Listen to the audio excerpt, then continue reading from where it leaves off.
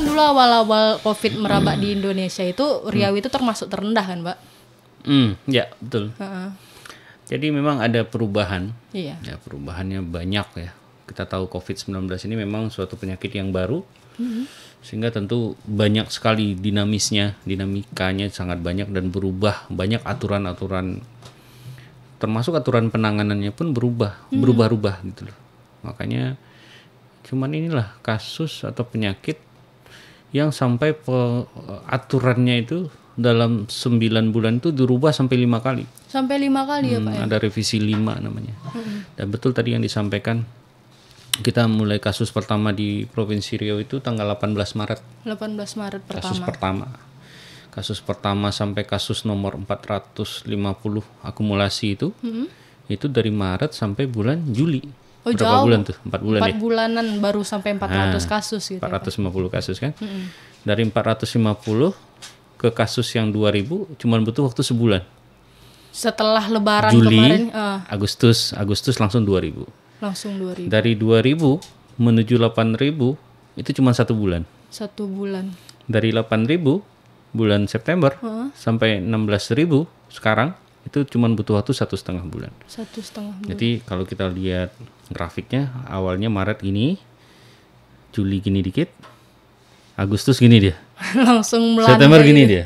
Langsung melandai tinggi gitu ya Pak ya. Dan memang permasalahannya memang kompleks ya, bukan cuma satu masalah, termasuk kebijakan-kebijakan pusat yang memang kalau dulu kan kita Provinsi Riau itu dari bulan Maret sampai bulan Juli semua kasus positif COVID kan harus dirawat di rumah sakit. Iya. Nggak ada kata-kata isolasi mandiri kan. Ada isolasi mandiri. Semuanya dirawat. Jadi akhirnya kita bisa mengumpulkan dan mengisolasi penyakitnya, sembuh baru pulang.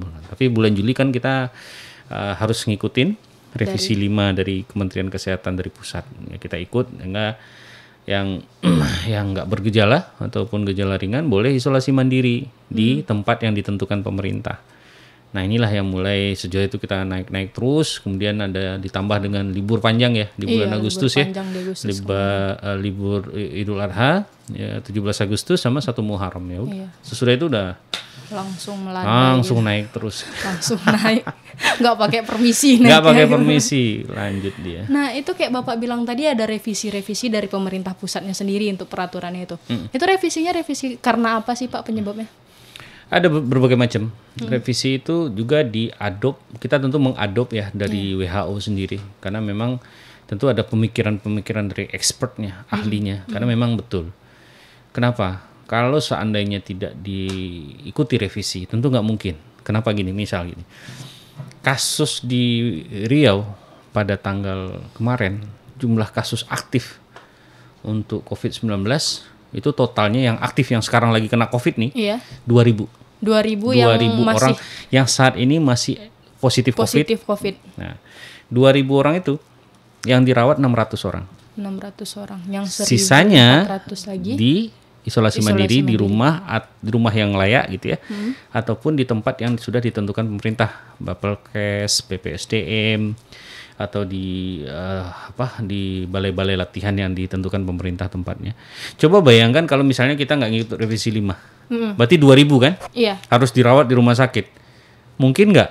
Nggak mungkin. Tempat nggak cukup, tempatnya nggak cukup. Tempatnya juga tidak memadai. Nah, hal-hal itulah yang membuat terjadi beberapa perubahan aturan. Karena kita nggak boleh kaku menangani COVID ini, nggak boleh kaku. Ada perubahan. Nah mungkin itu yang dipikirkan masyarakat, ini kok pelin-pelan ya? Iya. Kok dulu yang pakai masker yang sakit aja bulan Januari Februari kan gitu ya? Kok sekarang semuanya disuruh pakai masker? Ini yang benar yang mana sih? Nah bukan nggak benar, karena itu perubahan dari ilmu COVID ini sendiri betul-betul berubah luar biasa.